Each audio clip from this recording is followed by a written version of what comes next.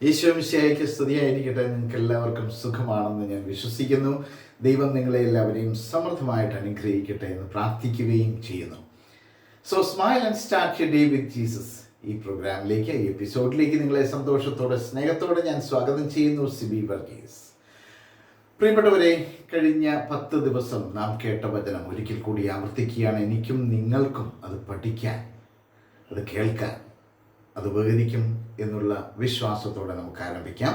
1-ാം തീയതി ഓഗസ്റ്റ് മാസം 2025 ഓഗസ്റ്റ് മാസം 1-ാം തീയതി നാം കേട്ട വചനം വെളിപാട് പുസ്തകം the book of Revelation chapter 1 verse 3. വെളിപാട് പുസ്തകം 1-ാം അധ്യായം 3-ാം വാക്യം.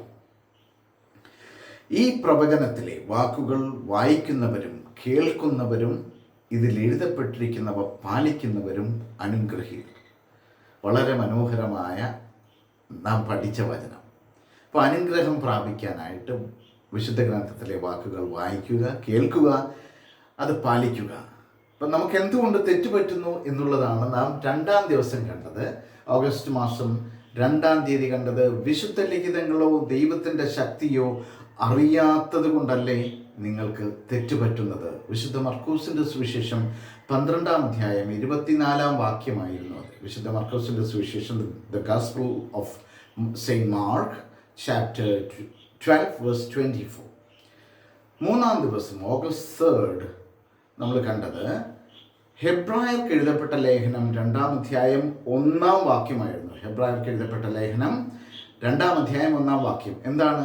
നാം കേട്ടിട്ടുള്ള കാര്യങ്ങളിൽ നിന്ന് അകന്നു പോകാതിരിക്കാൻ അവയിൽ കൂടുതൽ ശ്രദ്ധിക്കുക ആവശ്യമാണ്.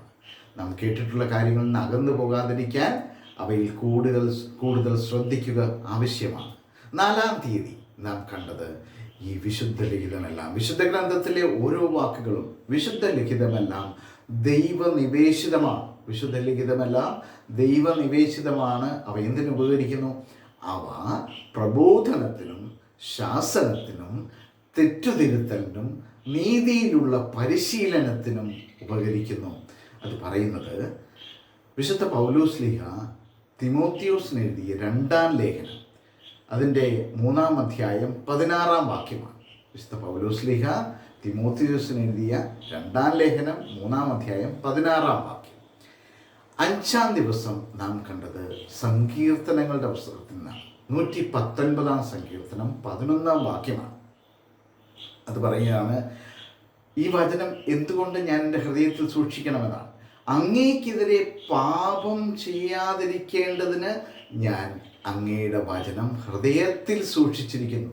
അങ്ങേക്കെതിരെ പാപം ചെയ്യാതിരിക്കേണ്ടതിന് ഞാൻ അങ്ങയുടെ വചനം ഹൃദയത്തിൽ സൂക്ഷിച്ചിരിക്കുന്നു. പ്രിയപ്പെട്ടവരെ, 6-ാം തീയതി നാം കണ്ട വചനം, ഈ വചനത്തിൻ്റെ ശക്തി, ദൈവവചനം സജീവവും ഊർജ്ജസ്വലവുമാണ്. അത് പറയുന്നത് ഹെബ്രായർക്ക് എഴുതപ്പെട്ട ലേഖനം 4-ാം അധ്യായം 12-ാം വാക്യമാണ്. The letter to the Hebrews chapter 4 verse 12. ദൈവവചനം സജീവവും ഊർജ്ജസ്വലവുമാണ്, ഇരുതല വാളിനേക്കാൾ മൂർച്ചയേറിയതും ചേതനയിലും ആത്മാവിലും സന്ധിബന്ധങ്ങളിലും മജ്ജയിലും തുളച്ചു കയറി ഹൃദയത്തിൻ്റെ വിചാരങ്ങളെയും നിയോഗങ്ങളെയും വിവേചിച്ചറിയുന്നതുമാണ്. ഹെബ്രായർക്ക് എഴുതപ്പെട്ട ലേഖനം 4-ാം അധ്യായം 12-ാം വാക്യം. വീണ്ടും നമ്മൾ 7-ാം തീയതി 6-ാം തീയതി വരെ നാം കണ്ടു. 7-ാം തീയതി നാം കണ്ടത്, ഞാൻ നിങ്ങളോട് പറഞ്ഞ വചനം നിമിത്തം നിങ്ങൾ ശുദ്ധിയുള്ള. നമ്മൾ കേൾക്കുന്ന ഓരോ വചനവും നമ്മെ ശുദ്ധീകരിക്കുന്നവയാണ്. വിശ്വാസത്തോടെ വചനം വായിക്കുകയും കേൾക്കുകയും ഒക്കെ ചെയ്താൽ നമ്മളെ അത് ശുദ്ധീകരിക്കും. നമ്മുടെ ഉള്ളിലുള്ള അശുദ്ധതകളെല്ലാം വചനം എടുത്തു മാറ്റും, നമ്മെ വിശുദ്ധീകരിക്കും. പ്രിയപ്പെട്ടവരെ, 7-ാം തീയതി നാം കേട്ടത് വിശുദ്ധ യോഹന്നാൻ്റെ സുവിശേഷം 15-ാം അധ്യായം 3-ാം വാക്യമായിരുന്നു. ഞാൻ നിങ്ങളോട് പറഞ്ഞ വചനം നിമിത്തം നിങ്ങൾ ശുദ്ധിയുള്ളവരായിരിക്കുന്നു. 8-ാം തീയതി നാം കേട്ടത് ഈ വചനത്തിൻ്റെ ഒരു സാക്ഷ്യമാണ്. ആദ്യം മുതൽ ഉണ്ടായിരുന്നതും ഞങ്ങൾ കേട്ടതും കൈകൊണ്ട് സ്പർശിച്ചതും സ്വന്തം കണ്ണുകൊണ്ട് കണ്ടതും സൂക്ഷിച്ചു വീക്ഷിച്ചതും കൈകൊണ്ട് സ്പർശിച്ചതുമായ ജീവൻ്റെ വചനത്തെപ്പറ്റി ഞങ്ങൾ അറിയിക്കുന്നു. അത് യോഹന്നാൻ്റെ 1-ാം ലേഖനം 1-ാം അധ്യായം 1-ാം വാക്യമാണ്. ആദ്യം മുതൽ ഉണ്ടായിരുന്നതും ഞങ്ങൾ കേട്ടതും സ്വന്തം കണ്ടുകൊണ്ട് കണ്ടതും സൂക്ഷിച്ചു വീക്ഷിച്ചതും കൈകൊണ്ട് സ്പർശിച്ചതുമായ ജീവൻ്റെ വചനത്തെപ്പറ്റി ഞങ്ങൾ അറിയിക്കുന്നു. 9-ാം തീയതി നാം കണ്ട വചനം യെശയ്യാ പ്രവാചകൻ്റെ പുസ്തകം 55-ാം അധ്യായം അതിൻ്റെ 10ഉം 11ഉം വാക്യമായിരുന്നു.